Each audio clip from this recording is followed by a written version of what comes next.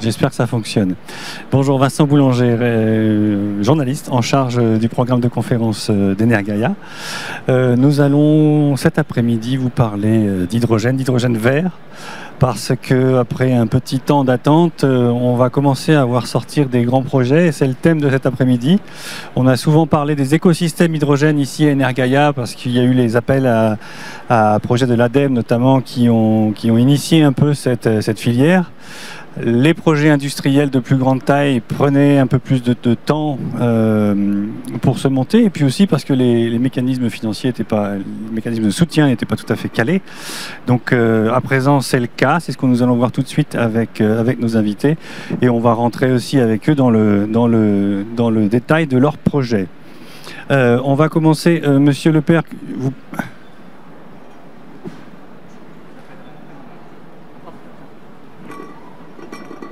On a donc une petite séquence introductive avec deux intervenants sur l'état des lieux de la filière hydrogène, à la fois au niveau national et puis au niveau de la région Occitanie, avec Monsieur Gilabert qui est à mes côtés et que je vais vous présenter tout de suite. Je vais d'abord m'assurer que Madame Christelle Verquin est avec nous, qui était prévue et qui devait venir, mais qui est malheureusement malade, comme vous allez le constater, et qui se connecte du coup. Bonjour Christelle.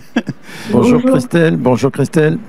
Bonjour, bonjour. Merci beaucoup de vous connecter malgré votre état.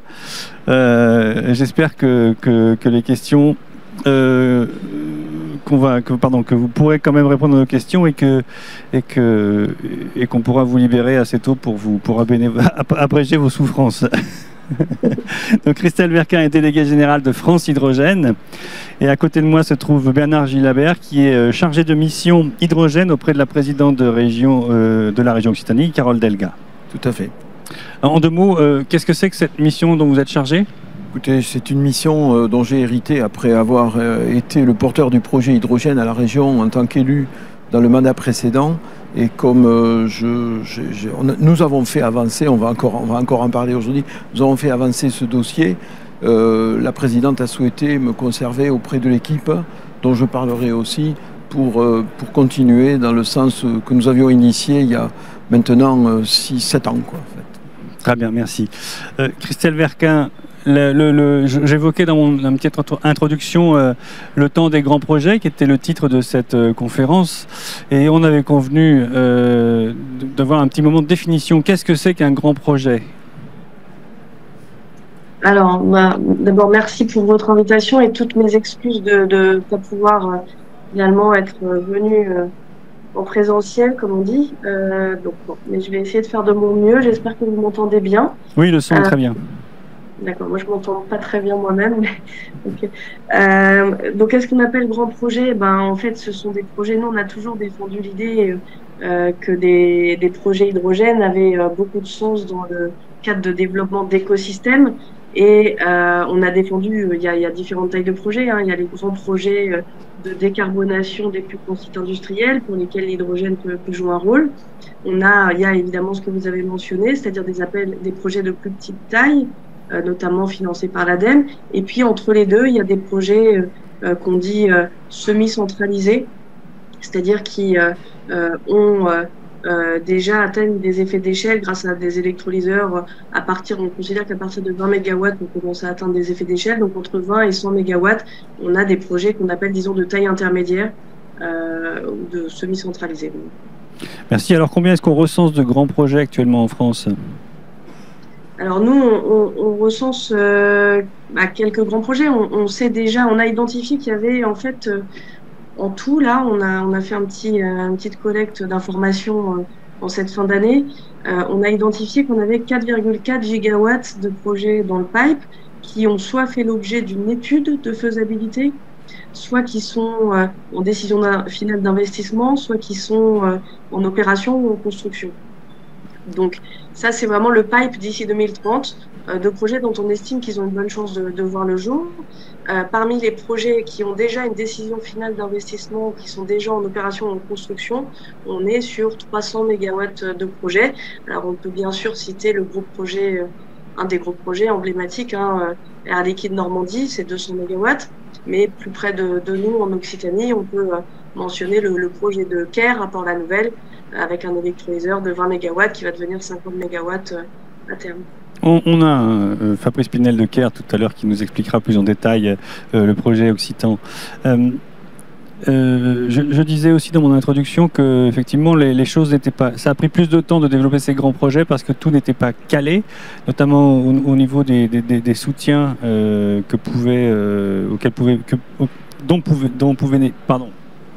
dont ces projets pouvaient bénéficier. Est-ce qu'aujourd'hui tout est carré?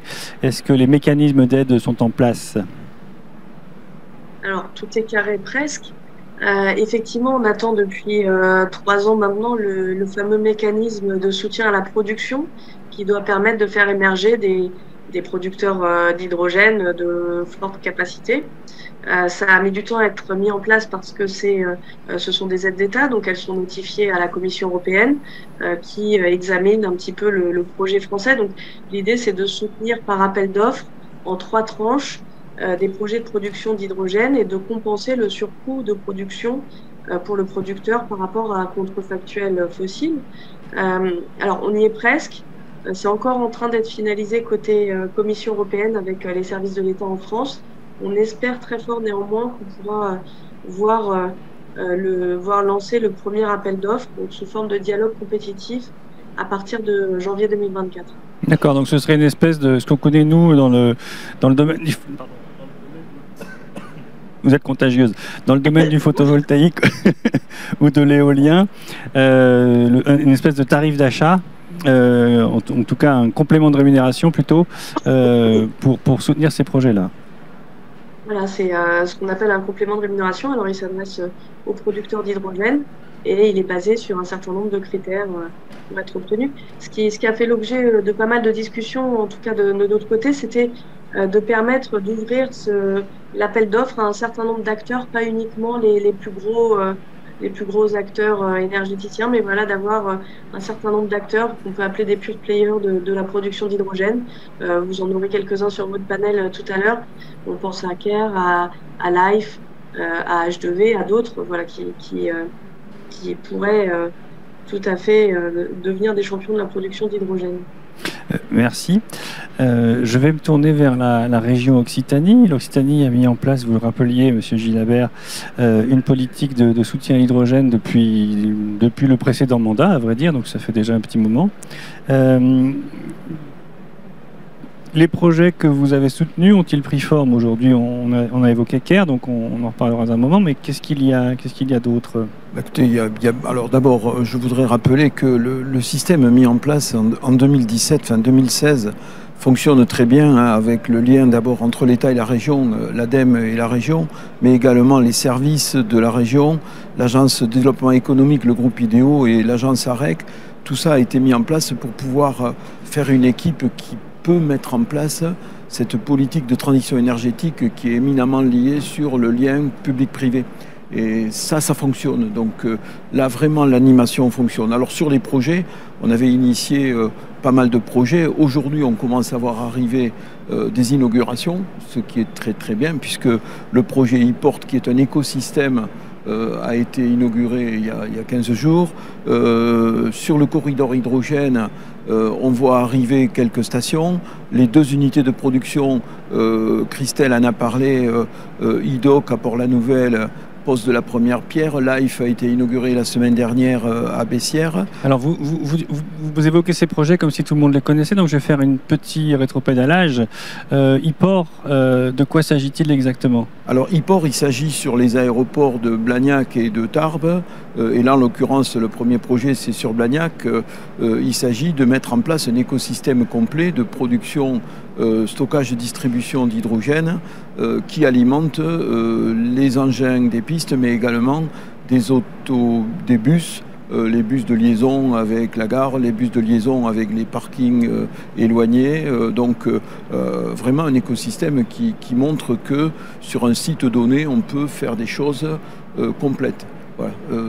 Pour le reste, pour le corridor hydrogène, c'est une autre logique. C'est un modèle de déploiement d'un réseau de bornes de recharge associées à des unités de production qui produisent suffisamment pour alimenter ces bornes-là, et également un accompagnement de financement des usages, en particulier s'agissant des transports lourds et des transports en commun. Et les derniers projets que vous avez évoqués, c'était donc des constructions d'électrolyseurs, donc là pour la production d'hydrogène. Voilà, alors il y a aussi il y a d'autres projets. Il y a effectivement, on n'a pas parlé des rames hydrogène, des trains hydrogène, dont 3 ont été commandés par la région auprès d'Alstom, et d'autres régions aussi ont commandé ces trains. Il y a la drague hydromère également qui est fabriquée en Bretagne, qui va être installée pour désensabler les ports de Sète et de Port-la-Nouvelle. Et il y a le projet Genvia qui va être installé sur Béziers, dans la zone Cameroun, avec une jeune venture où il y a Schlumberger, le labo, le CEA de Grenoble, et où l'AREC, l'Agence régionale énergie-climat, est partie prenante. Tout ça parce que la région a décidé, dès le début, outre son organisation, de travailler aussi sur la chaîne de valeur complète. C'est ça. Genvia, pour notre public qui ne connaît pas forcément non plus tous ces projets, il s'agit d'une usine de fabrication d'électrolyseurs haute température. C'est ça. Voilà. Auquel la région, via l'AREC, a pris une participation. C'est ça. Voilà. Sachant que la problématique, mais on y reviendra certainement, la problématique de l'hydrogène, c'est de la transition énergétique, d'une façon générale.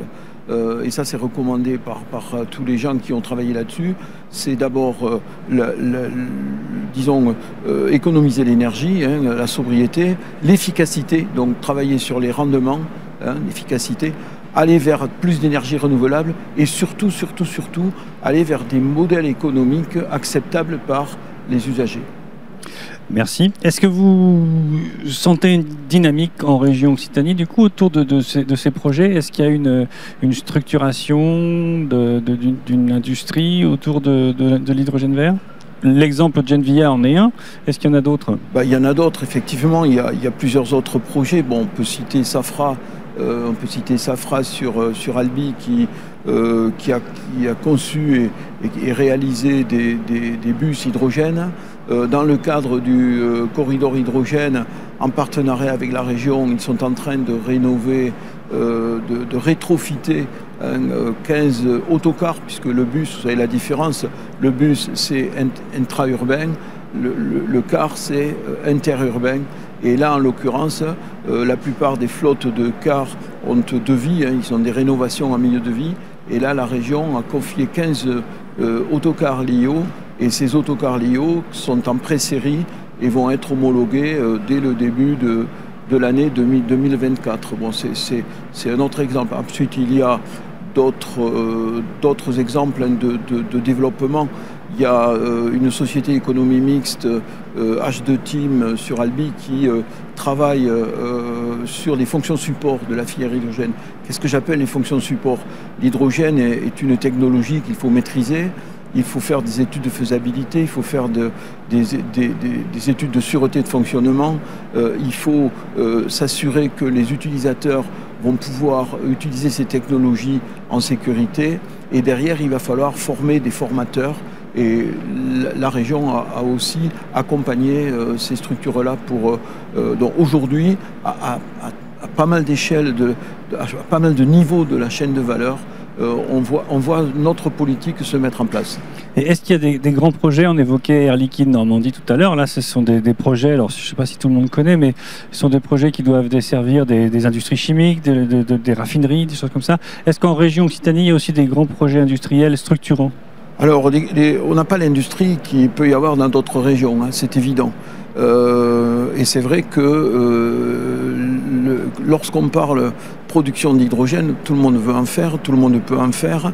Le vrai problème, c'est de fournir cet hydrogène à un prix acceptable. Ça, c'est un vrai sujet. C'est un vrai sujet. Je dirais que sur la taille des électrolyseurs, c'est pareil. Moi, le bon électrolyseur, c'est celui qui me fournit l'hydrogène à 2 € du kilo. Mais on n'en est pas là encore avec l'hydrogène vert. Bon, par contre, clairement, après, il faut, dans un territoire comme l'Occitanie, il faut s'organiser, il faut impulser, il faut travailler avec les collectivités territoriales, Et la région, en ce moment, par exemple, construit un projet pour amener les collectivités territoriales à faire des analyses de situation, savoir où ai-je des possibilités d'utiliser l'hydrogène, quel partenariat je peux mettre en place avec le territoire voisin. Et ensuite, j'observe qui peut me fournir l'hydrogène, où je peux aller le chercher. Les réseaux existent aussi, c'est-à-dire il peut y avoir des opérateurs. Je crois que la politique va aujourd'hui, dans l'accompagnement des territoires, vers une organisation des territoires pour qu'on aille plus loin dans les usages. Oui à la production d'hydrogène, très bien qu'il y ait des choses qui se fassent, qui soient accompagnées. Nous pensons qu'aujourd'hui, il faut absolument travailler sur ces usages, sachant qu'on est beaucoup plus sur les mobilités lourdes, les mobilités intenses, que sur le traitement de la décarbonation de l'industrie. On n'en a pas trop d'industrie, ce qui ne veut pas dire qu'il ne faut pas le faire, hein. Il faut bien sûr le faire, bien sûr. Je note aussi autre chose, l'hydrogène c'est un combustible. Et j'ai oublié d'évoquer un projet, nous avons ici tout près de Montpellier, l'entreprise Bulan qui travaille sur de l'hydrogène qui peut servir pour un poste à souder, qui peut servir pour des distillations de cognac, puisqu'il y a un très beau projet là-dessus. C'est un usage intéressant. Un usage assez sympathique. Mais tout ça montre que le champ d'application d'hydrogène dans les usages est un champ sur lequel il faut aujourd'hui être très observateur et avoir de l'imagination. Et je pense que c'est important. Et j'ai envie de dire, si on regarde le plan hydrogène que l'on nous propose, il est intéressant de monter, de passer d'1 million de tonnes d'hydrogène vers en 2024 à 10 millions de tonnes en 2040. Je trouve ça remarquable. Par contre, je crois qu'il faut tous ensemble, travailler sur comment on organise les usages. Cet hydrogène, on l'aura. Comment va-t-on l'utiliser de façon intelligente pour qu'il y ait de moins en moins d'énergie fossile, parce que l'objectif de l'hydrogène, c'est bien de diminuer les énergies fossiles. Oui, c'est pas pour la beauté de la production de l'hydrogène. Sûrement pas, sûrement pas. Merci. Christelle Verquin, j'aurais aimé vous faire réagir au propos de Monsieur Gilabert, si vous êtes toujours avec nous. Je ne vous vois plus. Je suis toujours là. C'est toujours là. Toujours là je rejoins assez ce que dit Bernard sur le besoin de soutenir les usages et en particulier parce qu'en France, la promesse de l'hydrogène, c'est non seulement décarboner, mais c'est aussi la réindustrialisation. Et quand on voit qu'on a des chaînes de valeur complètes, Bernard les a évoquées sur l'Occitanie, mais on les retrouve dans beaucoup de régions, dans presque toutes les régions, à vrai dire. En France, il y a toute une chaîne de valeur d'industriels qui sont positionnés et l'hydrogène, c'est aussi le moyen de créer de l'emploi sur les territoires. Et en particulier par rapport à ce que Bernard disait, la mobilité, c'est un usage que malheureusement, on voit un peu être sous-estimé, je trouve, de la part des services de l'État actuellement dans le cadre de la révision de la stratégie hydrogène française. Les régions ont été moteurs. On a l'Occitanie avec nous, évidemment, parce qu'on est en Occitanie, mais est-ce que, vous disiez, toutes les régions ont fait la même chose? Toutes les régions se sont investies du sujet hydrogène? Alors, à ma connaissance, la région Occitanie est celle qui a la première sorti une stratégie hydrogène, une feuille de route hydrogène, en 2016, me semble-t-il. Toutes les régions de France métropolitaine aujourd'hui ont une feuille de route hydrogène, la plupart avec des budgets associés. Donc oui, on peut dire qu'elles se sont toutes saisies. Et quand on a fait la collecte des projets en France en 2022, on avait identifié environ 250 projets et répartis assez également sur le territoire français. D'accord. Alors, M. Gilabert évoquait la stratégie énergie-climat. Il me semble, et notamment la partie qui concerne l'hydrogène. Est-ce que vous vous y retrouvez, vous, en tant que France Hydrogène, dans cette stratégie? Est-ce que les objectifs, même si c'est effectivement, il faut travailler sur les usages, comme disait M. Gilabert, mais est-ce que les objectifs vous conviennent en tant que filière? Alors, relativement, disons. C'est-à-dire que par rapport à de là où on est parti il y a un an, lorsque le ministre de l'Industrie, Roland Lescure, a annoncé à notre Assemblée générale l'an dernier qu'il allait réviser la stratégie hydrogène française, c'était très corrélé à l'idée de décarboner les 50 plus grands sites industriels en France. Et donc de se contenter de flécher disons, l'effort sur la décarbonation des plus grands sites. On a beaucoup travaillé, beaucoup discuté. Et quand on regarde un peu ce qui ressort de l'ASFEC ou des annonces qui ont été faites début décembre là, chez Symbio de la part des ministres sur la perspective de stratégie révisée, on voit bien que c'est un peu plus disons, c'est un peu plus nuancé aujourd'hui. Donc, l'objectif de 6,5 gigawatts d'électrolyse installée à 2030 est conservé. 10 gigawatts à 2035. Nous, dans notre collecte des besoins par filière qu'on avait confronté au comité stratégique de filière, on avait identifié plutôt un besoin de 14 gigawatts en 2035. Bon. Donc 10 gigawatts, ça ne semble pas forcément suffisant, mais c'est là qu'on pourra discuter des logiques d'importation peut-être après. En tout cas, on retrouve dans la stratégie française énergie-climat sur la partie hydrogène, à la fois la consommation des grosses plateformes industrielles, mais également les pôles semi-centralisés et également des activités plus diffuses. Donc on retrouve quand même un tout petit peu la philosophie initiale, donc ça nous rassure un peu. Après, la mobilité, encore une fois, elle est légèrement en retrait, on le constate. Et quand on dit il faut 6,5 gigawatts à 2030, on lit aussi dans le document de la stratégie française que 9 milliards d'euros sont engagés d'ici 2030, donc 4 milliards d'euros pour le soutien à la production. Mais ce que je veux dire, c'est que là, on va arriver avec tous ces financements, si on arrive à la moitié des 6,5 gigawatts, c'est bien le maximum. Donc la question inévitablement qui se pose, c'est quels sont les moyens financiers qui vont être mis pour poursuivre la production d'hydrogène à hauteur de 6,5 gigawatts d'électrolyse à 2030. Je pose une dernière question. Oui, je vous pose une dernière question avant de passer la parole à M. Gilabert. Est-ce que l'État va tenir le rythme? 2030, ça approche vite, 2035 aussi. Vous disiez, on espère avoir un premier appel d'offres en 2024. On a vu, il y a une certaine inertie de l'État dans le passage à l'acte. Donc, est-ce que vous pensez qu'il y a une volonté d'y aller et d'accélérer le rythme? En fait, il y a une conjonction de facteurs qui ont mis en évidence un écart très important entre les intentions de projet et les décisions finales d'investissement. Et ça se constate un peu partout dans le monde. On a été probablement un peu ralenti par la lenteur de la mise en place de la réglementation au niveau européen, mais ça y est, ça commence à venir, disons. Il y a eu également la crise de l'énergie, enfin et l'inflation, tous les prix ont été renchéris, donc on voit bien que tout ça a pris un peu de retard, voilà, pour les projets. C'est compliqué. Néanmoins, oui, il y a une volonté nationale d'y aller. Il y a des outils qui sont identifiés extra-budgétaires. On pense notamment à la TIRUERT ou à une taxe incitative sur les engrais azotés également pour créer un marché pour l'hydrogène industriel. Voilà. Donc il y a une volonté d'y aller. Il va falloir maintenant mettre en place les outils qui vont bien et en effet sans tarder maintenant. Merci beaucoup. Monsieur Gilabert, comment est-ce que vous évaluez la stratégie climat française et la partie hydrogène, évidemment? Est-ce que ça vous donne l'impulsion nécessaire? Écoutez, moi je partage ce que vient de dire Christelle, parce on travaille ensemble avec France Hydrogène et on a les mêmes constats, je crois, dans l'histoire.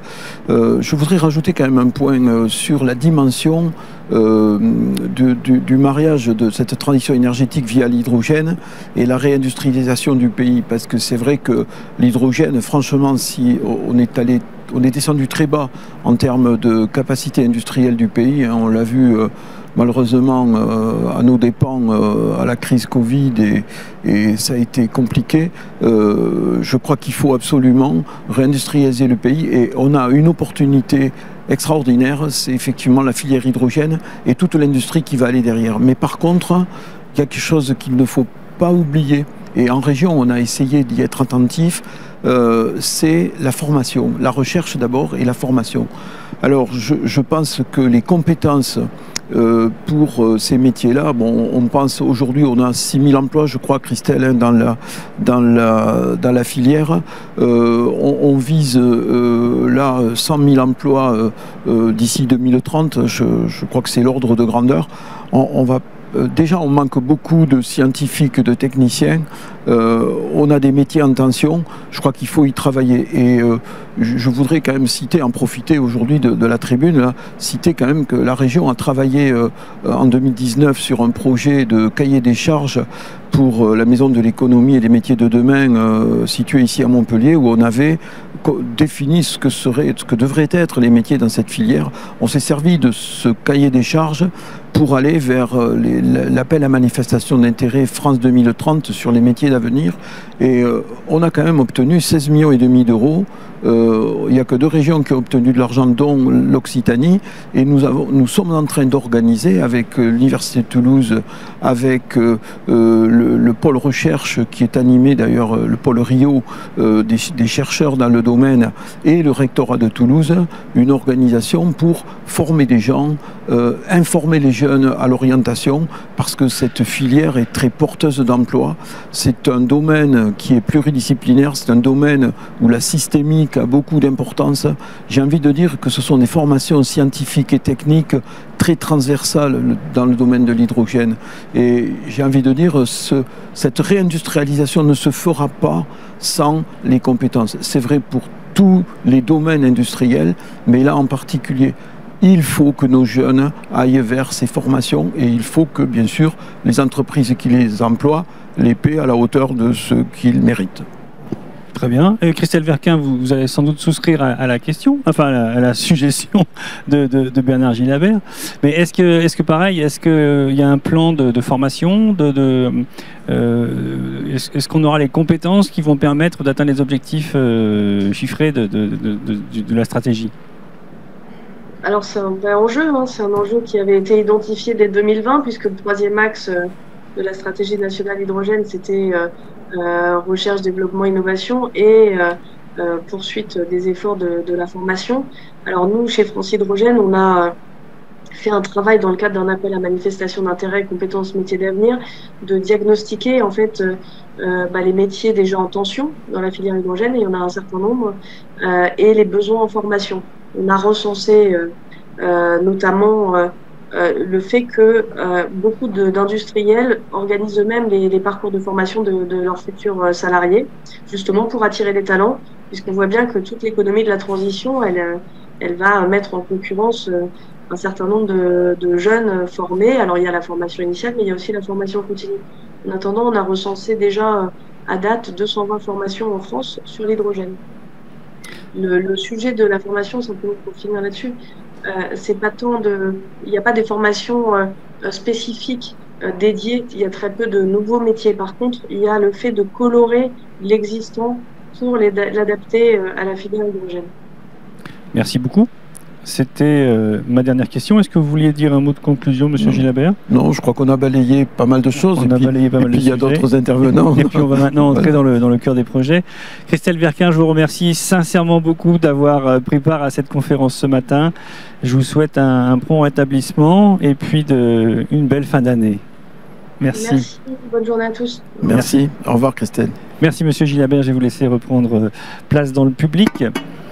Pour inviter nos prochains intervenants à nous rejoindre sur la scène, qui sont Thierry Lepercq, Pete Warnard, Fabrice Pinel et Maxime Bourdilla, s'il vous plaît. Est-ce que Maxime Bourdilla est là? Je ne l'ai pas vu encore. Il peut peut-être nous rejoindre. Bon, écoutez, c'est pas grave. On va commencer sans lui, il se joindra peut-être à nous après. Bien, je vais commencer par vous, Monsieur Lepercq. Thierry Lepercq, président de Ideal España. Vous allez nous expliquer ce qu'est Ideal, même si il en était beaucoup question à son lancement. À vos côtés se trouve Fabrice Pinel, qui est directeur développement et application hydrogène de CARE. Et puis enfin, Pete Warnard, qui est le directeur développement de TNO, l'organisme de recherche scientifique appliquée des Pays-Bas. Je vais pas trop vite? Parfait. Et on va commencer par vous, Fabrice Pinel, parce que On a beaucoup parlé de cas tout à l'heure, évidemment, puisqu'on est en région Occitanie. Donc vous avez commencé à construire un électrolyseur sur le port de Port-la-Nouvelle. Est-ce que vous pourriez nous parler de ce projet? Et je crois qu'on avait une slide pour ce qui vous concerne de Monsieur Pinel. Nous aviez-vous envoyé? Je ne me souviens plus, je suis désolé, j'ai reçu tellement de présentations. Il n'y en a pas. Donc qu'est-ce qu'on peut voir si on était à Port-la-Nouvelle? Actuellement, on ne va pas voir grand-chose. Hein. On est en train de faire le GC. Donc, vous avez une plateforme. C'est quoi le GC? Le génie civil. Donc, vous avez une plateforme relativement plate. Et on est en phase de construction. Donc, on est en train de réaliser les fondations. L'électrolyseur arrive d'ici 2 semaines. Donc, c'est un électrolyseur de 20 MW, c'est ça? Un électrolyseur de 20 MW. Il doit rentrer en service quand? Il devrait rentrer en service en premier trimestre 2025. D'accord. Et alors, vous allez produire d'hydrogène? On espère. Qu'est-ce que vous allez en faire? Cet hydrogène est destiné à... Il va être compressé et nos clients vont être livrés via de l'hydrogène à 380 bars pour des applications mobilité et industrielles. Donc, comment est-ce qu'il va être délivré ou livré cet hydrogène? Cet hydrogène va être livré dans des containers 380 bars sous pression. Donc 20 pieds ou 40 pieds. Donc transport par route. Transport par route.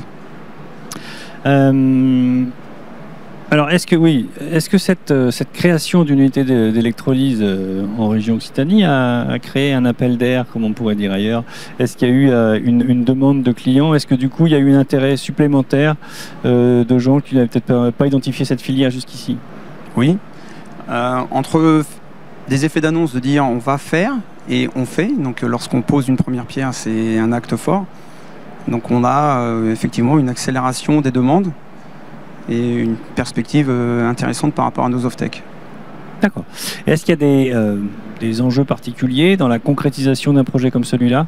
Est-ce qu'il y a des difficultés? Parce que vous m'aviez dit en langage commun, vous êtes les premiers, vous essuyez les plâtres. Donc quel plâtre avez-vous essuyé? Ce qu'on évoquait tout à l'heure en préambule avec Christelle, on va avoir de la production, on va avoir demain des stations, et la partie usage est quand même, notamment dans la mobilité, est pas encore au rendez-vous ou suffisamment au rendez-vous. Donc l'exutoire de cet hydrogène n'est pas encore évident, donc il faut le créer, il faut l'accompagner pour pouvoir mettre sur le marché tout notre hydrogène. Bon, là, c'est un projet qui est en phase de construction, mais vous avez beaucoup d'autres projets qui sont encore en phase un peu moins avancée. De quelle nature sont-ils? On a plusieurs projets en développement, donc en France et à l'étranger, qui est présent dans une vingtaine de pays. On a un autre projet d'importance en Occitanie, où on va produire du SAF. Qu'est-ce que c'est du SAF? Donc c'est un carburant de synthèse pour l'aviation. Et on a d'autres projets en France où on va faire de l'hydrogène pour de l'hydrogène et d'autres où on va faire peut-être du méthanol. On explore toutes les pistes. Toutes les pistes pour un exutoire pour l'hydrogène. Et là, ce sera plus 20 MW, ce sera des choses un peu plus... On parle en centaines de mégawatts. Centaines de mégawatts. Des choses qu'on va retrouver de votre côté, Thierry Lepère. Je viens vers vous tout de suite, mais je voudrais quand même présenter Maxime Bourdillat qui nous a rejoint. Je me recule un peu pour vous voir.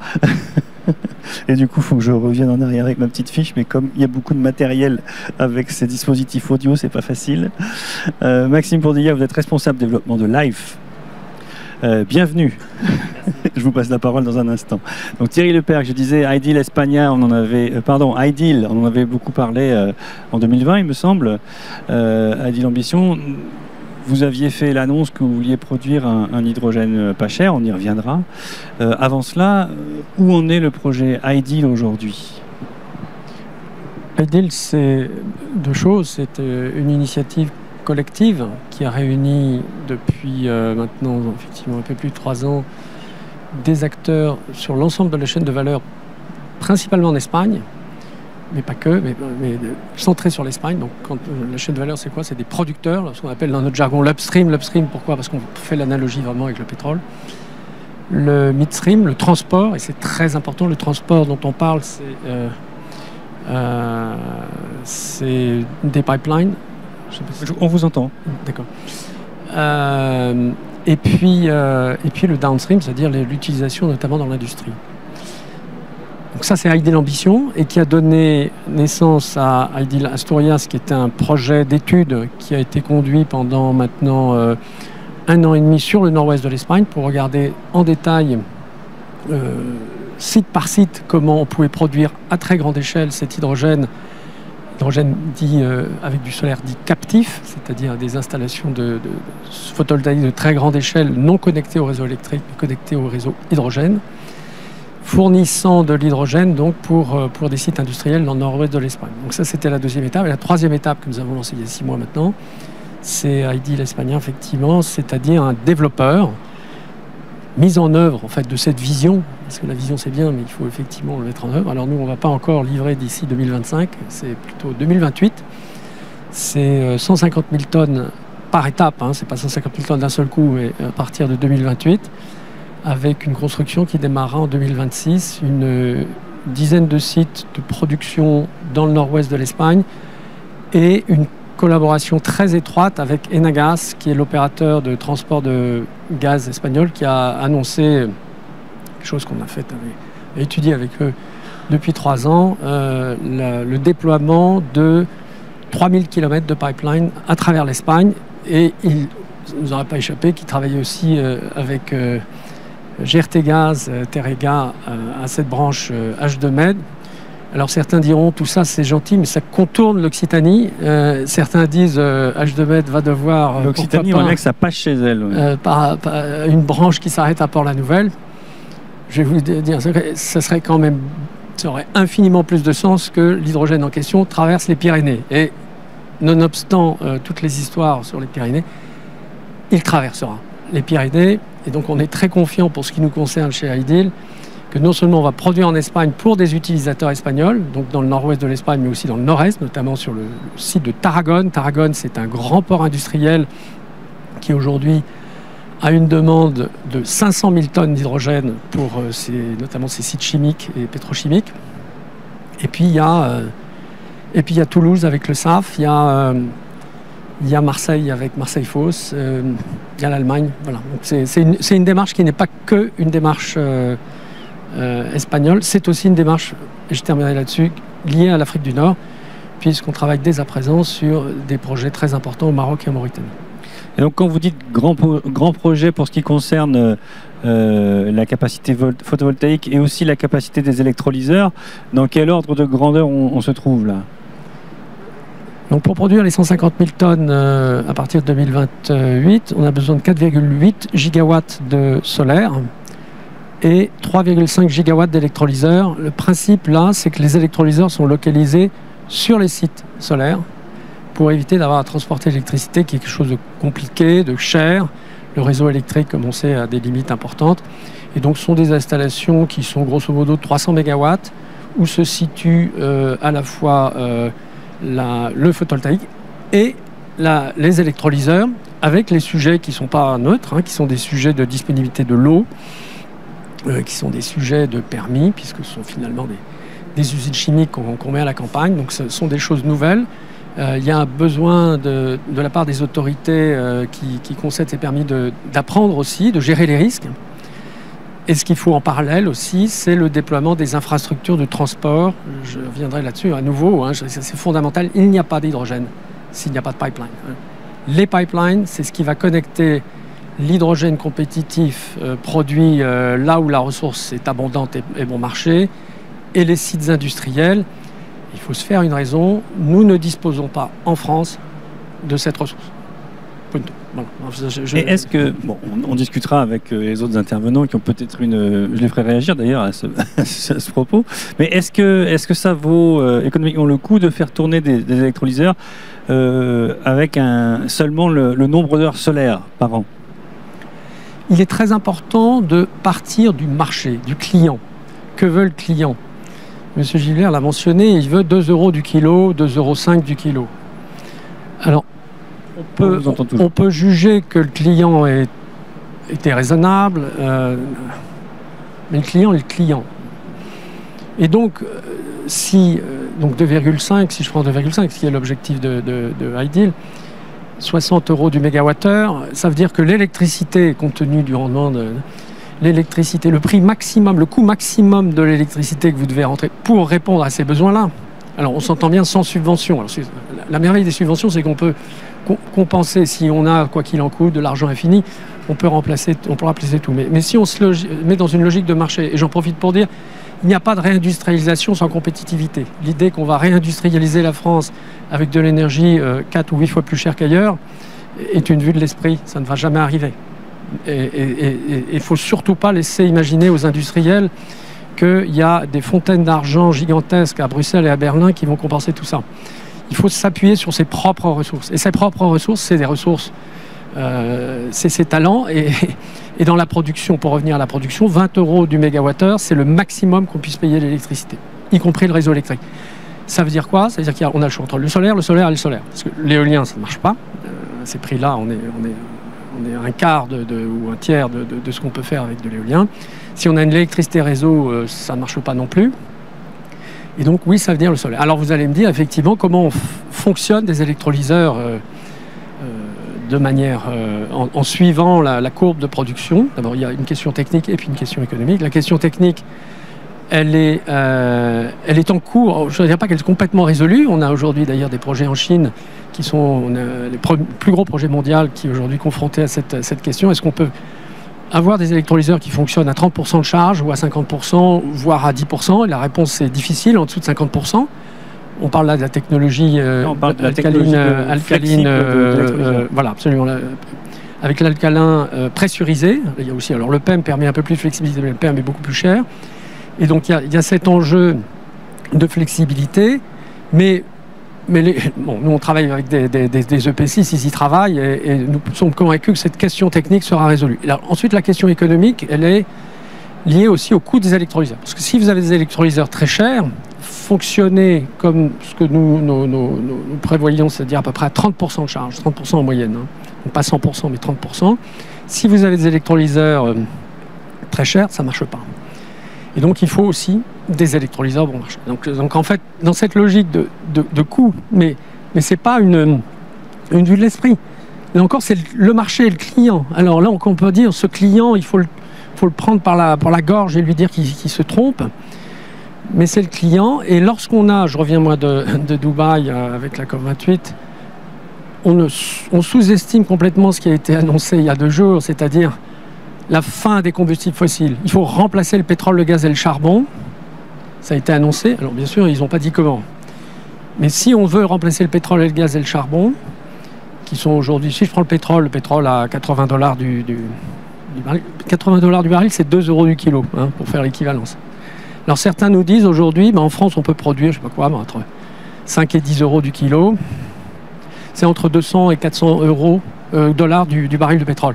Donc si on imagine qu'on va réindustrialiser le pays avec du baril de pétrole à 400 $, on ment aux gens. Et je crois qu'aujourd'hui, il est temps, dans cette industrie, d'ouvrir les yeux et de dire que s'il s'agit de sortir du pétrole et du gaz et du charbon, pas juste de faire un projet à droite et à gauche, on est aujourd'hui dans une urgence climatique catastrophique, une urgence absolue.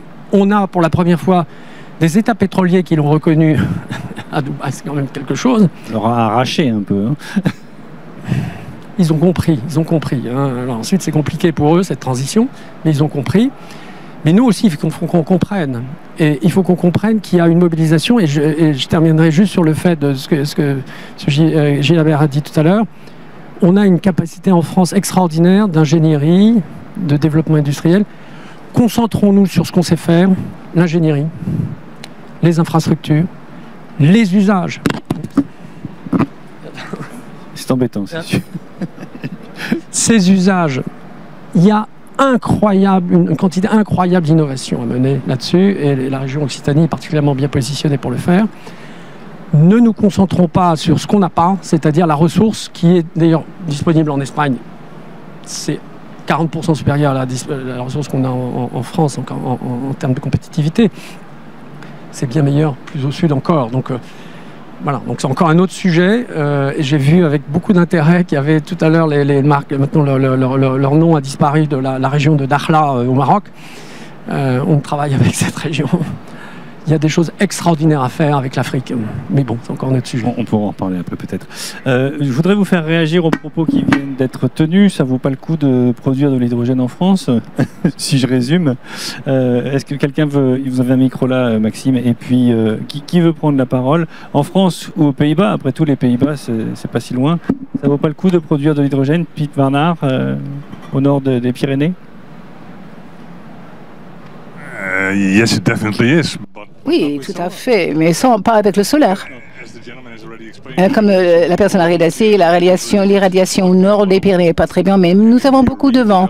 Et si on redéveloppe la technologie pour intégrer, je vois la personne hocher la tête, il faut reconvertir l'énergie, pas en électricité, mais en hydrogène, et on peut par la suite exporter l'énergie à un prix beaucoup plus intéressant que ce qui existe actuellement, à les prix commerciaux. Et avec les kilos de l'hydrogène. I have borrowed a slide from the Afri company, and it's somewhere in the slide pack. But... Oui, on a un peu bouleversé le plan, mais est-ce qu'on pourra avoir les slides de Piet Warnaar, s'il vous plaît? Est-ce que là, vous avez la télécommande là?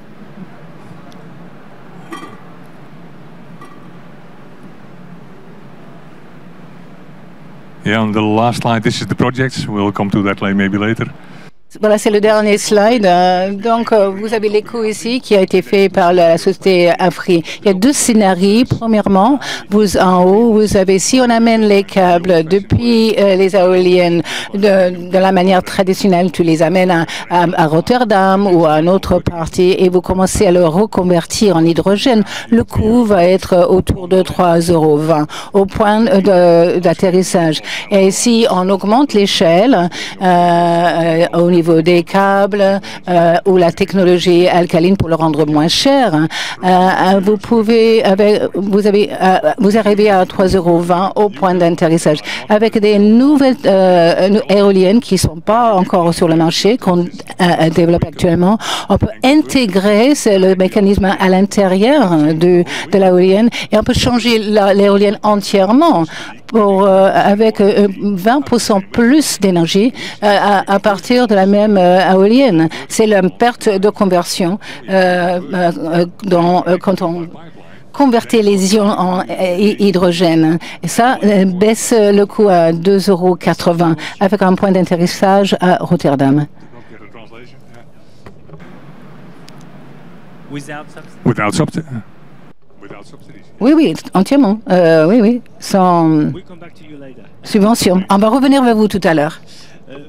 Maxime, est-ce que vous voulez réagir à ce qu'a dit Monsieur Lepers à l'instant? Oui, tout à fait. Je pense que, alors je ne pourrais pas rentrer dans le même niveau de détail, mais sur la structuration, les tarifs, etc. Mais Life partage cette vision, alors peut-être un peu plus au nord et sur de l'éolien, mais d'aller produire là où on a une ressource d'électricité en quantité et pas cher pour produire de façon massive de l'hydrogène et donc notamment en mer, puisqu'on a également en mer la ressource en eau de manière abondante. Donc de ce point de vue-là, je crois que effectivement on partage cette vision que c'est pas forcément évident de produire de l'hydrogène en France ou dans d'autres pays en Europe. Pour autant, il est quand même important de pouvoir amorcer un petit peu les filières et la production d'hydrogène, c'est aussi quelque chose qui est complexe. On peut en témoigner chez Life et qui nécessite d'avancer étape par étape. Donc c'est quand même intéressant d'avoir des outils de production qui vont permettre de démarrer, d'amorcer, d'acquérir l'expérience et de grandir petit à petit pour aller vers des sites de production massifs, là où on a les ressources nécessaires, que ce soit en solaire ou en éolien et aussi en eau. Merci. On revient tout de suite sur les projets que vous venez d'évoquer. Fabrice Pinel, est-ce que sur cette sur la même question en quelque sorte, est-ce que ça vaut le coup de produire de l'hydrogène autrement qu'avec du solaire au sud des Pyrénées? Alors, au sud des Pyrénées, probablement. Hein. L'Espagne est un marché particulier avec l'accès au réseau un peu compliqué. Par contre, on partage le même avis que Life sur nos assets. Hein. Nous, on est présent dans plus de 20 pays. On sait le coût de l'électricité dans ces pays. On sait que ce qu'on peut produire dans ces pays avec des giga-projets, hein, lorsqu'on parle d'hydrogène. Et on imagine bien qu'il y aura forcément de l'import depuis ces pays vers l'Europe. Et la région de Darla est forcément une région très attrayante. Merci. On va revenir dans les projets. Si vous avez des questions sur le coup, vous réservez la question, on y reviendra dans un instant. Avec vous, Maxime Bourdilla, pour Life. Donc vous avez mis à l'eau en 2022 un démonstrateur Sea Life, qui est un électrolyseur d'un mégawatt flottant. Pourquoi avoir lancé ce démonstrateur ? Comme je le disais précédemment, la vision de Life, c'est d'aller produire de façon massive offshore. Et on a eu un premier site de production qu'on a voulu volontairement en Vendée, en bord de mer, pour tester déjà la production d'hydrogène avec de l'eau salée. Parce qu'on va puiser dans le sol, mais comme on est en bord de mer, c'est de l'eau saumâtre. Donc il faut dessaler. Voilà, qu'il faut dessaler, absolument. Donc l'étape suivante, c'était d'aller tester la production en mer, parce que c'est quand même pas du tout la même chose, avec des outils qui sont extrêmement sensibles, d'aller produire sur quelque chose qui est mouvement, donc il y a un certain nombre d'effets liés à l'environnement qu'il s'agit de maîtriser. Donc des mouvements de balancier, d'accélération, de gîte, un environnement salin qui fait que c'est un ensemble de paramètres qu'il faut maîtriser. Donc l'objet de Sea Life, c'était de tester et de faire des mesures, donc à la fois à terre, et ensuite en mer, et de comparer l'ensemble de ces données pour en tirer des conclusions, acquérir de l'expérience, de façon à envisager la suite. Ce que l'on est déjà en train de faire aujourd'hui chez Life avec le projet Hope au large d'Ostende en Belgique, qui là va être une seconde étape de production. Donc là on parle de 20 mégawatts, donc toujours cette approche étape par étape, et d'aller produire de l'hydrogène, cette fois-ci non plus avec un démonstrateur mais avec un vrai outil qui va desservir des usages.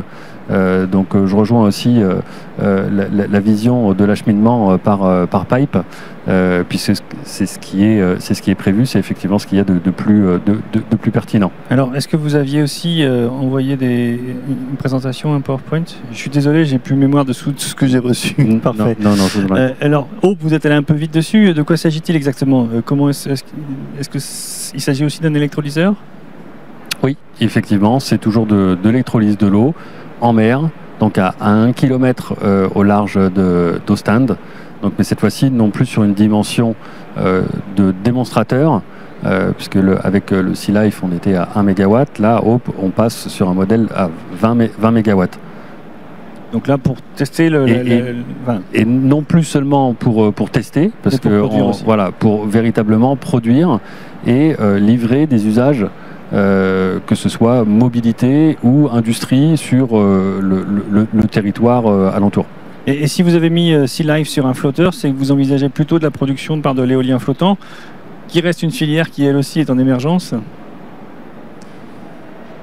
Oui. La filière éolienne flottante, je pourrais pas véritablement en parler, mais... Pourquoi un électrolyseur flottant et pas un électrolyseur posé en mer, par exemple ?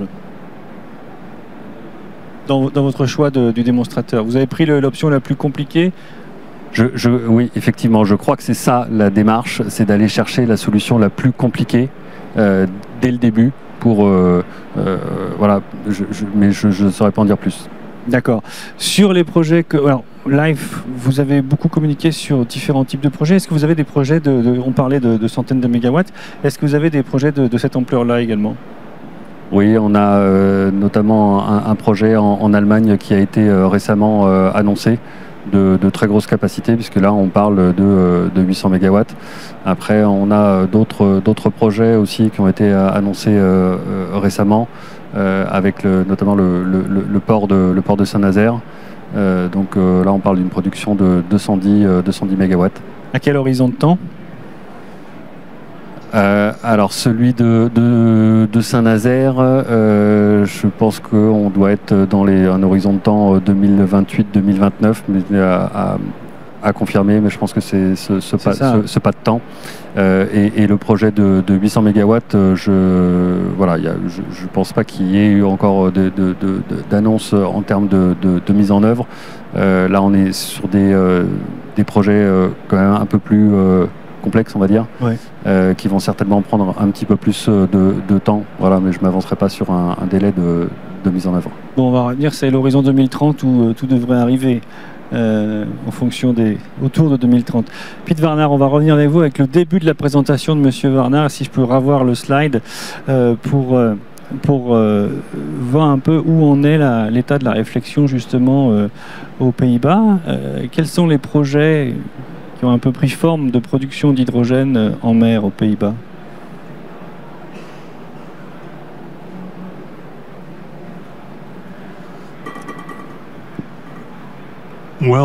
Le projet principal, les projets principaux sont terrestres.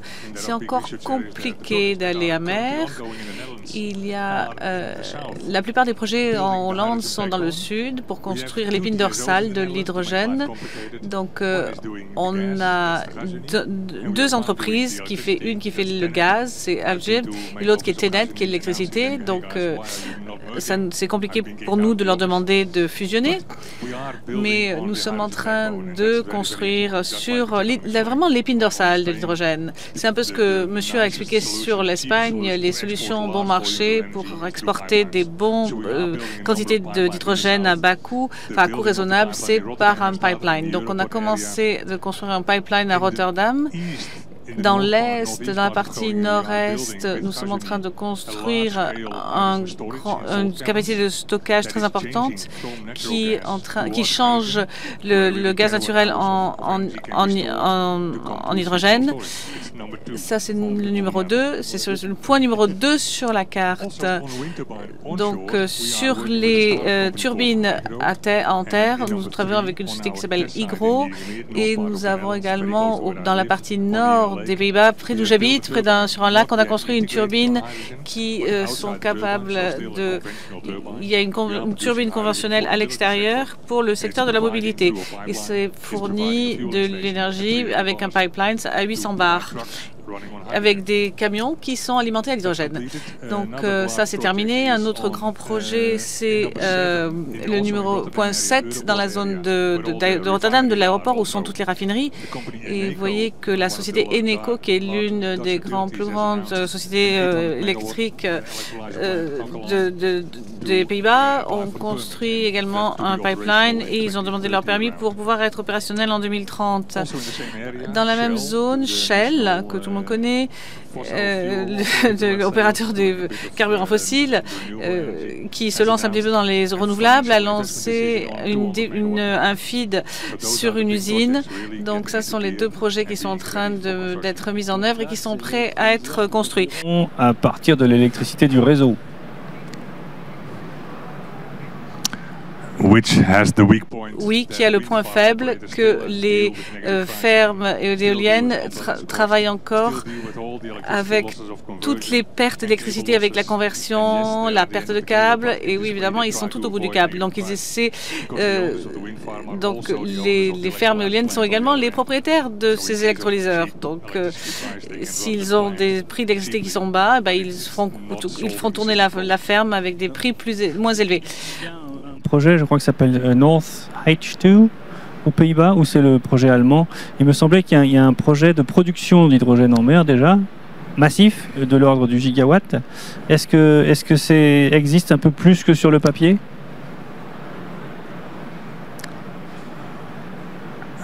It's shown as number 5. Non, ça c'est le numéro 5 sur la carte, mais c'est encore beaucoup sur le papier. On a fait des études de sécurité, on a fait sur l'exposition des risques, aux risques, mais c'est encore vraiment... On est en train d'aborder la phase de faisabilité. Qui ne sont pas faites pour ça?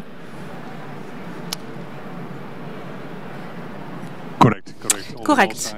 Côté nord, beaucoup de parcs éoliens ont des difficultés ils ne veulent pas juste dépenser 30 milliards et puis pour avoir accès à une infrastructure électrique, mais ils veulent aussi construire des pipelines pour les turbines de nouvelle génération, parce qu'ils convertissent des molécules basées sur l'hydrogène et pas sur les électrons.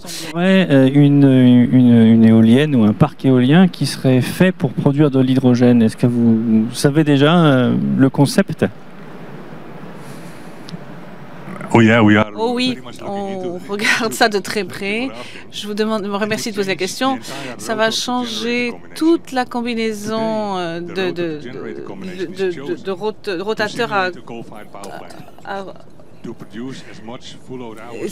il travaille à planeur, à capacité planeur, donc ça veut dire qu'on a des rotateurs très importants et des générateurs très petits. Si vous voulez construire les nouvelles générations de turbines, vous voulez faire une turbine qui soit 20 ou 30% plus grande que l'ancienne configuration. Et de cette manière, vous pourrez générer beaucoup plus d'énergie à partir du vent, parce que pour l'instant, ça opère avec une énergie d'éolienne qui est très très faible. Donc si on veut l'exporter en pipeline, ça rendra le coût de l'hydrogène beaucoup plus bas. Il ne s'agirait pas d'avoir des éoliennes avec des rotors complètement différents. Ce serait un peu le même, ce serait aussi des tripales avec une nacelle en haut du mât. C'est pas un concept révolutionnaire de turbine éolienne.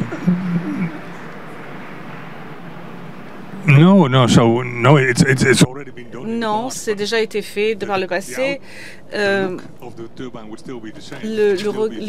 La turbine serait la même, ça serait toujours avec un rotateur de 5 mégabits, mais ça serait 18 mégawatts. Et l'électrolyseur ferait 16 ou 17 mégawatts. Monsieur Leclerc, est-ce que... Leclerc, pardon, je ne sais pas pourquoi j'appelle Leclerc, je dois peut-être aller au magasin. Est-ce que vous êtes convaincu qu'on peut produire de l'hydrogène pas cher avec de l'éolien au nord de l'Europe? Écoutez, les chiffres qui sont sortis sont convaincants. Donc, je veux dire, si c'est pour livrer à 2,7 € du kilo, je pense qu'on n'est pas très loin de ce que le marché veut. Et donc... et puis, de ce point de vue-là, tous les efforts sont possibles. Je prends l'exemple de Dakhla. Dakhla est une région du sud du Maroc qui a ses propres sujets, parce que c'est comme ça, chacun sait, c'est une région qui est encore, pour certains, contestée. Mais c'est la région où vous avez une ressource éolienne, la meilleure d'Afrique. Et il se trouve qu'il y a aussi la ressource solaire la meilleure. Donc beaucoup de développeurs aujourd'hui se disent bah, tiens, on va faire de l'hydrogène, pas uniquement avec du solaire à cet endroit-là, on va faire aussi de l'électrolyseur. C'est sûr qu'à ce moment-là, la charge des électrolyseurs elle passe de 30 à 80%. Donc c'est sûr que c'est mieux en termes d'utilisation. Donc en fait, il ne s'agit pas de dire telle énergie est meilleure ou telle autre. C'est là encore de prendre une approche systémique, de prendre une approche à l'échelle, de partir du marché. Et je pense le sujet qu'on a évoqué tout à l'heure, qui est le sujet de la réindustrialisation, est essentiel. Et il faut le dire quand même, soyons un peu controversés, qu'on marche en absurdie dans notre pays, où on imagine qu'on va faire de la réindustrialisation avec une énergie 4 à 8 fois plus chère que celle d'autres pays. Ce que je peux vous dire, moi je passe beaucoup de temps à s'asseoir avec des Américains et des Indiens, ils se frottent les mains. Ils se frottent les mains, et ou plus exactement, je vais même être à l'inverse, des industriels avec lesquels nous travaillons, gros industriels dans la sidérurgie, vous aurez compris de qui je parle, qui eux regardent précisément le Texas et l'Inde et qui se disent ça marche pas. Ça marche pas parce que c'est pas parce qu'on nous dit qu'on va nous subventionner à 80% pour nos usines sidérurgiques à Marseille, à Fos ou à Dunkerque qu'on y croit.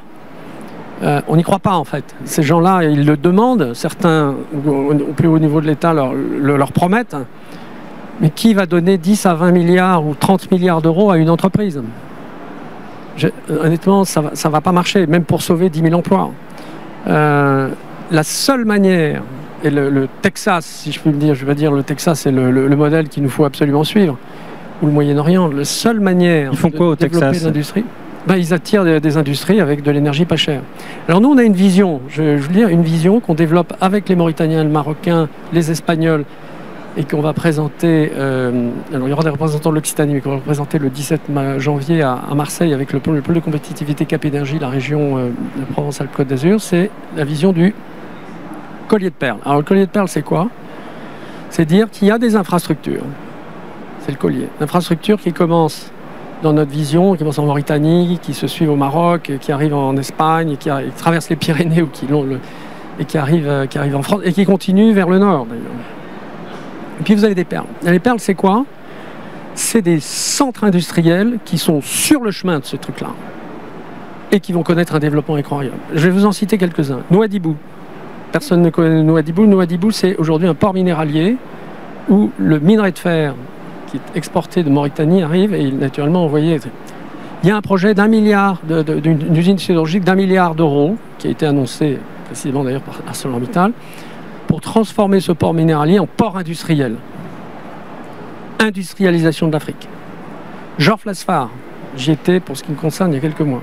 Jorf Lasfar au sud de Casablanca. Vous avez là une usine sidérurgie, un centre de sidérurgie Rivastil qui lui déjà veut 100 000 tonnes d'hydrogène par an. Vous avez une usine, une des plus grosses centrales à charbon qui pourrait être convertie à l'hydrogène. Et là, qu'est-ce que vous avez? Vous avez aussi de la chimie. Vous avez la possibilité de réindustrialiser et de développer l'industrie à Jorf Lasfar. Je vais plus loin, Tarragone. Tarragone, dont j'ai parlé plus tôt.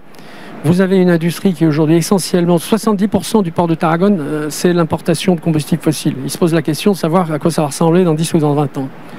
Eh bien, si ils sont sur le chemin, et c'est le cas de ce pipeline connectant le euro-méditerranéen, eh bien, tout d'un coup, Tarragone peut devenir, ou va devenir, un pôle majeur d'utilisation de l'hydrogène, non pas produit en Catalogne. Honnêtement, les Catalans, d'ailleurs, ils n'en veulent pas, de la production d'hydrogène. À aucun prix. Par contre, utiliser l'hydrogène produit dans d'autres régions espagnoles ou plus au sud. Et là, je prendrai l'exemple de l'Occitanie ou de Marseille-Fos. Marseille-Fos a compris aujourd'hui que sans hydrogène espagnol, marocain, il n'y a plus de Marseille-Fos. Et là, je cite la patronne de Cap Énergie et le vice-président de la région, David Géant, sur cette question. Il y a une conviction évidente, c'est qu'on ne va pas développer de l'industrie avec de l'énergie 4 fois trop chère. Et si on remonte, aujourd'hui les Allemands avec lesquels nous travaillons, Ludwigshafen avec BASF qui veut 250 000 tonnes, Duisburg, tous ces gens-là ont besoin de... Et donc qu'est-ce qu'on a? On a une vision cohérente d'un pipeline, ou de plusieurs d'ailleurs, parce que je m'évoque ce pipeline et on travaille aujourd'hui sur d'autres pipelines connectant l'Égypte à la Grèce et à l'Italie, des pipelines qui vont irriguer l'Europe. Et la France a commencé à annoncer quelque chose, puisqu'à H2Med, finalement, c'est quand même une annonce du gouvernement français et espagnol, et le président de la République a pris part à cette... Je dois vous avouer que le soutien politique qu'il y a à Paris est très insuffisant. Je vais dire même scandaleusement insuffisant, et je dis ça du point de vue de l'industrie, et que les gens à Paris ne comprennent pas que s'il n'y a pas une urgente décision de développer ces infrastructures qui aujourd'hui sont annoncées, ça s'appelle le European Hydrogen Backbone, 33 000 km prévus à horizon 2030, ça a été annoncé à Bruxelles il y a 15 jours.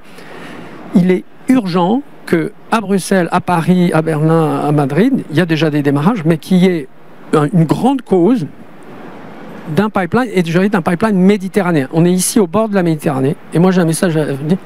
Lisez le The Economist de cette semaine, et vous y verrez qu'ils annoncent que la Méditerranée, 25 siècles après, va être le centre de l'énergie. C'est dans The Economist. Lisez-le. Et ils ont cette... alors, on a travaillé, on a discuté pas mal avec eux, mais aujourd'hui, c'est quelque chose qui s'apparaît comme une évidence. C'est qu'on n'est pas en guerre avec le sud de la Méditerranée, ou avec le sud des Pyrénées, ou avec le nord du Rhin et tout le reste. Ce sont nos voisins, ce sont nos amis, nos gens, et on a un intérêt Et aujourd'hui, il est urgent d'avoir cette vision que moi j'appellerais méditerranéenne, euro-méditerranéenne. C'est ce qu'on va présenter à Marseille le 17 janvier. C'est très intéressé d'avoir un représentant de la région Occitanie si elle veut venir, un représentant de la Commission européenne. Il y a une vision qui n'est pas simplement celle de projet, un projet plus un autre, c'est un véritable projet politique, c'est un projet géopolitique et c'est un projet qui mobilise, je peux vous dire, moi je passe beaucoup de temps au Maroc et en Mauritanie, il y a une confiance et un appétit de l'avenir autour de ces sujets-là qui est fascinant, mais qu'on trouve aussi, il y a une belle énergie ici aussi. Merci Fabrice Pinel, je vous vois opiner, du coup je vous passe la parole. Que vous inspirent les propos que vient de tenir Thierry Lepercq?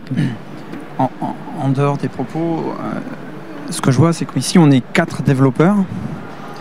On a des pistes de réflexion qui sont plutôt différentes, mais avec un objectif final très proche pour développer la filière. C'est évident. Et on est aussi bien du nord de l'Europe que jusqu'au sud, et en franco-français.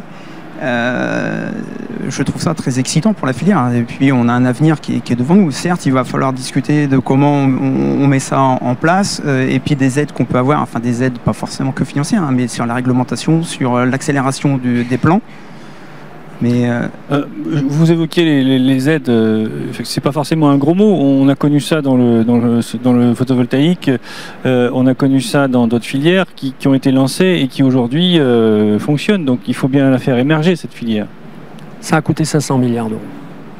Oui, mais ça moi je vais vous le dire en tant que fondateur de Solaire Direct, qui a construit 3 gigawatts dans le monde, qui a construit le premier parc solaire en France, qui a construit en 2008 à Avignon-sur-Verdon, qui a construit le premier parc solaire sans subvention du monde entier. J'ai inauguré jour pour jour, à 2 jours près, il y a 10 ans, avec le ministre chilien de l'énergie, Jorge Bunster, un projet solaire photovoltaïque sans subvention connecté au réseau, il y a 10 ans.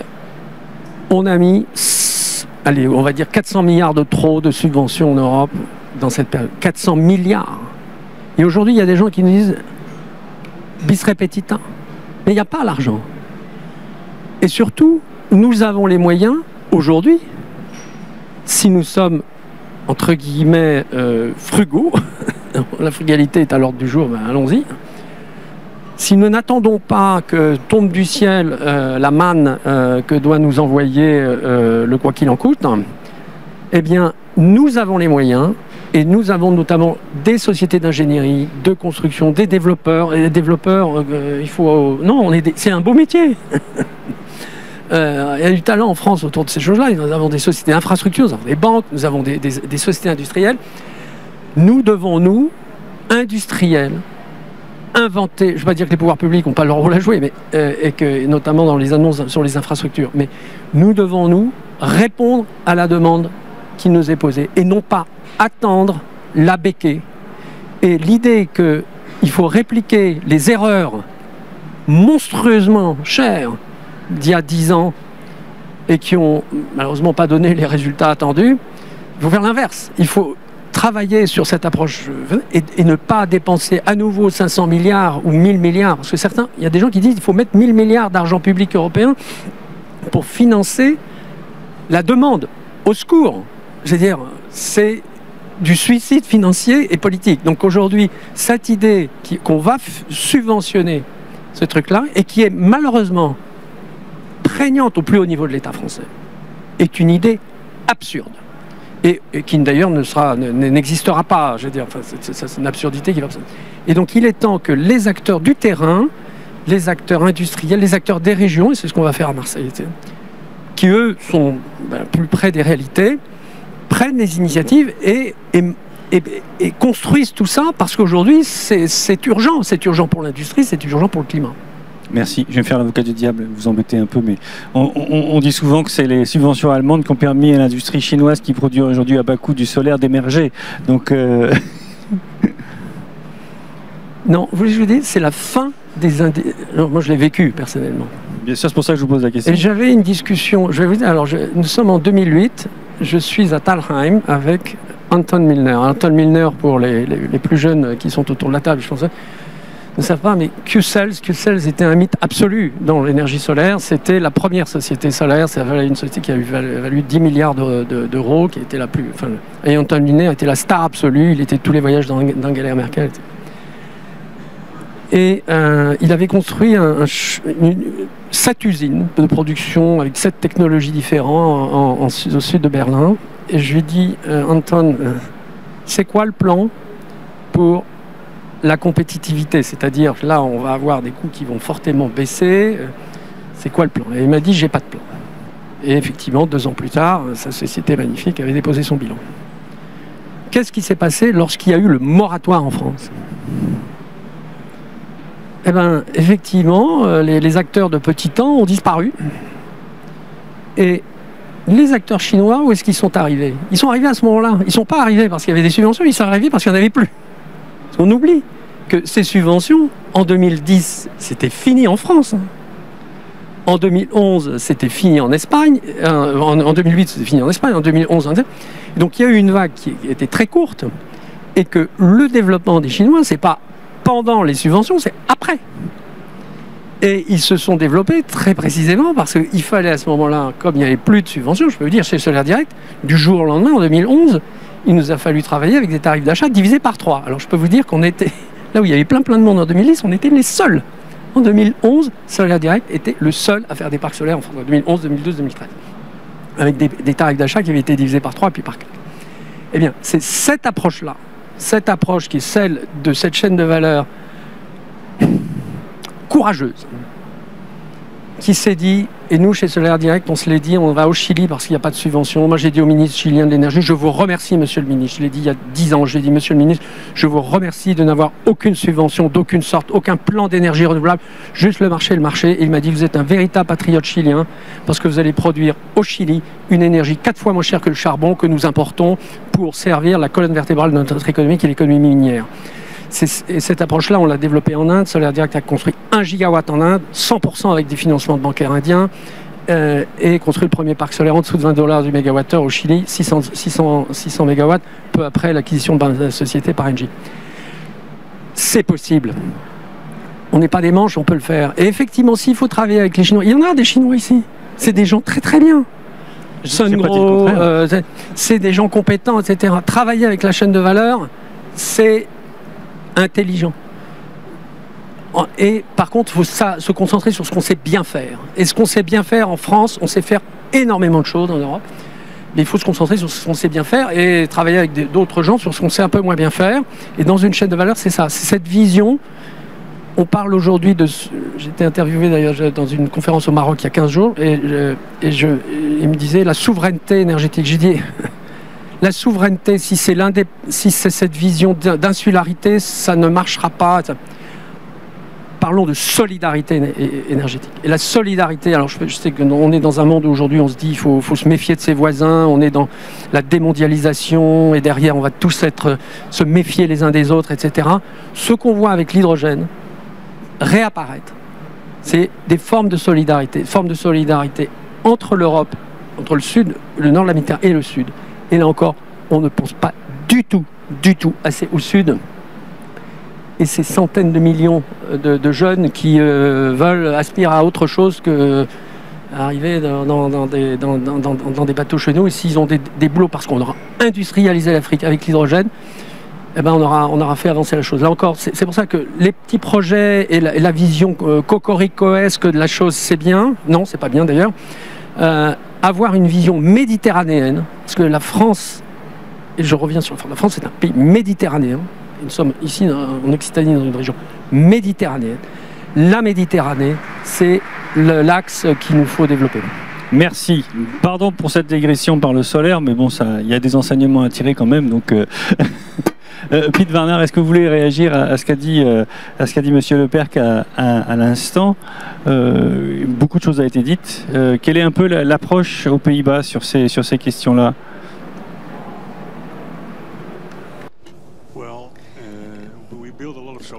On on construit beaucoup de solaire et je suis tout à fait d'accord sur le développement de l'énergie solaire. C'est complètement bloqué avec l'aide des fabricants chinois d'ailleurs. Il y a un brevet qu'on a vendu à l'industrie chinoise qui a vraiment aidé à faire baisser les prix, mais il y a aussi beaucoup de subventions sur les entreprises chinoises. Et nous, nos prix remontent parce que les subventions baissent. Et le profit des sociétés sont réduites. Donc, nos prix sont en train de baisser. Les sociétés chinoises sont possédées par l'État. Et dans l'éolien, nous devons surveiller comment ça va être affecté parce que c'est sûr qu'on ne peut pas travailler sans les fabricants chinois. Il faut trouver une manière de travailler avec eux et d'arriver à une compétition juste et égale. Question dans la salle à nos invités. Monsieur au... Je ne sais pas quel rang, mais il lève la main de ce côté-là. Voilà, merci. Bonjour.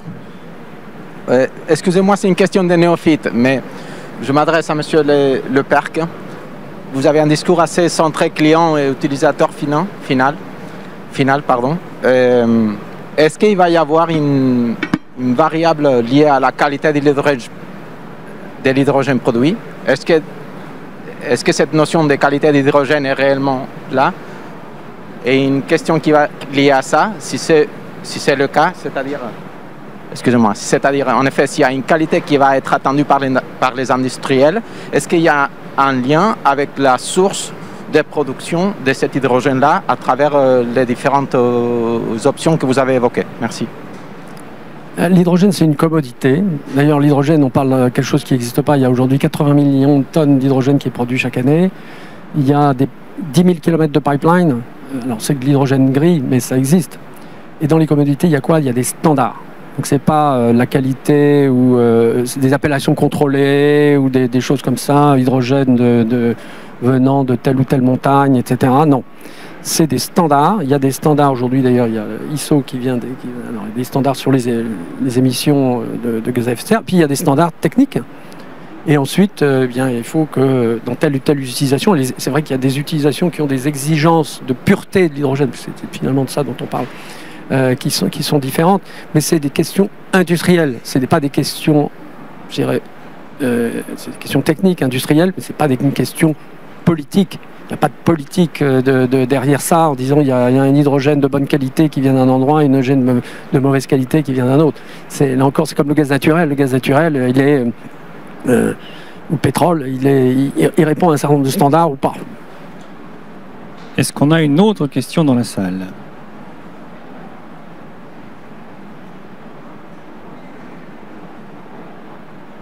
Je ne vois pas de main se lever. Moi, j'avais une dernière question pour vous, Monsieur Le Perc. À nouveau, désolé pour les autres. Mais vu l'ampleur du projet Ideal España, il me semble important qu'on voit un peu les ressorts de son montage. Vous disiez, vous parliez des installations solaires, des électrolyseurs, vous parliez des pipelines qu'il faut construire. Il y a aussi les usages qu'il faut trouver. C'est-à-dire qu'une aciérie ne peut pas du jour au lendemain se mettre à utiliser de l'hydrogène. Comment est-ce que tout ça peut se mettre en place d'ici 2028 de façon harmonieuse, au même tempo? Je vais prendre l'exemple de ArcelorMittal dans le nord de l'Espagne. Vous avez deux étapes. Vous avez une première étape où l'hydrogène va remplacer le gaz naturel dans les process existants. L'avantage là, c'est que c'est pas binaire, donc c'est progressif. Donc il peut y avoir un blending, un mélange, une utilisation d'hydrogène dans les fours existants qui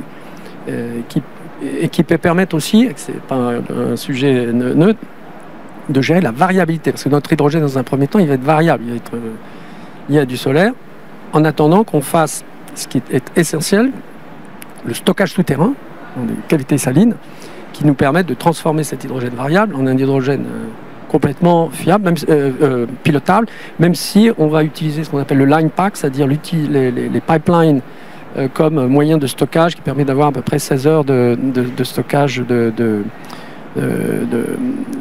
d'hydrogène. Alors, ensuite, il y a un investissement d'1 milliard d'euros qui est prévu par ArcelorMittal à Gijón pour transformer ces hauts fourneaux qui utilisent aujourd'hui du charbon en technologie donc DRI, réduction directe et ça c'est un investissement important. Est-ce qu'il sera prêt en 2028? La réponse est non. Il y a des évolutions techniques et par contre ce qui est très important pour qu'ils prennent cette décision, c'est qu'ils puissent être en mesure de signer un contrat non pas sur 1 an, 2 ans, 3 ans, mais sur 20 ans d'approvisionnement d'hydrogène à un prix compétitif.